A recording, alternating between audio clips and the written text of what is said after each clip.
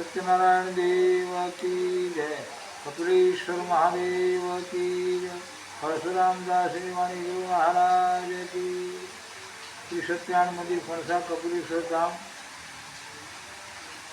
साधु नारायणदास जी रामानंदी तरफથી થોડોક ધર્મ અને શ્રાવણ માસ વિશે સંદેશ મોકલવામાં આવે છે। એ સંદેશની અંદર પહેલાં તો આપણે સમજવું કે ધર્મ કોને કહેવો, ધર્મ સમજવા માટે શું કરવું, ધર્મ કોણ સમજાવે, પછી આપણે શ્રાવણ મહિનાનો ધર્મ શું છે, શ્રાવણ મહિનો શાના માટે પાળવામાં આવે છે, શ્રાવણ મહિનો પાળવાથી શું મળે છે આપણને, દરેક તહેવારોમાં મોજ મજા કરવી, ખાવું પીવું આનંદ કરવું એ નહીં।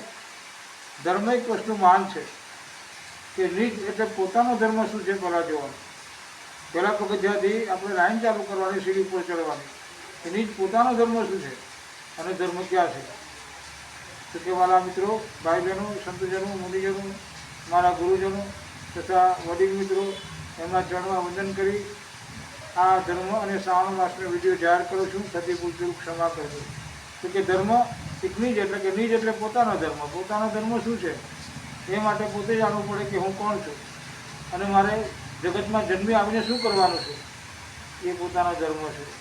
એ ધર્મ કોણ કરે છે અને ક્યાંથી આવ્યો, એ નિજ ધર્મ આપણે આત્માએ કરવાનો છે, જેનું કનેક્શન વાસના સાથે છે અને વાસના સાથે આપણા શરીર સાથે કનેક્શન છે, જેમાં ચિત્ત બુદ્ધિ મન અહંકાર કામ કરી રહ્યા છે। તો એ ધર્મ કહેવાય। ધર્મ સમજાતો નથી, એ સાકાર નથી, સાક્ષાત્કાર નથી, પણ આપણે ચિત્ત અને બુદ્ધિ મન અહંકારને નાબૂદ કરીને, વાસના નાબૂદ કરીને આપણે આત્મ સ્વરૂપ પરમાત્મા સ્વરૂપ થઈ આપણા જે ગુરુ મહારાજ કહેલા ગુરુજીના ચરણમાં જવાથી આપણને ધર્મ શું છે સમજાવે। હવે શ્રાવણ માસના માટે કે જે માણસો શ્રાવણ કરે છે, શ્રાવણ એટલે શું, શ્રાવણ એટલે શ્રવણ, શ્રવણ એટલે કથા વાર્તા પૂજા જે કંઈ શ્રવણ કરવાનું સાંભળવાનું શ્રવણ કહેવામાં આવે છે। એ સાંભળવાથી આપણી બુદ્ધિમતા વરિષ્ઠમ, આપણી બુદ્ધિમાં ધર્મ પ્રત્યેનો વધારો થાય, આપણી બુદ્ધિમાં વ્રત પ્રત્યેનો વધારો થાય, આપણી બુદ્ધિમાં ઉપવાસ પ્રત્યેનો વધારો થાય અને આપણા બુદ્ધિમાં માણસ પ્રત્યેનો લાગણી થાય કે મનુષ્ય જીવન શું છે। આપણા શરીરમાં એક હિંસારૂપી વૃત્તિનો નાશ પામે કે જે રીતે બલિદાન માતાજીને દેવાય છે, માતાજીને બલિદાન દેવા નહીં, બકરા કુકડા ખાવા નહીં, બકરા કુકડાનો આહાર કરવો નહીં, અને શ્રાવણ માસ આપણે પાલન કરવું, એને શ્રાવણ માસ કહેવામાં આવે છે।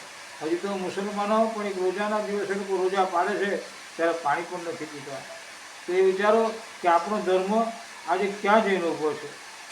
માટે આપણા ધર્મને પ્રબળ બનાવીએ, આપણા ધર્મને આગળ ધપાવીએ અને આપણે હિન્દુ રાષ્ટ્રનું એકતા જાળવીએ અને હિન્દુવાદી બનીએ અને ધર્મને આપણે અપવાસ તરીકે માનીએ। આપણા પાસે સદગુણ આવે અને આપણી પાસે ભગવાન સદમાર્ગ આપે, મોક્ષ અને મુક્તિ આપે, એ જ મારી છેલ્લી નમ્ર વિનંતી પ્રાર્થના છે। ધરતી પૂજ્યો ક્ષમા કરજો। જય સત્યનારાયણ।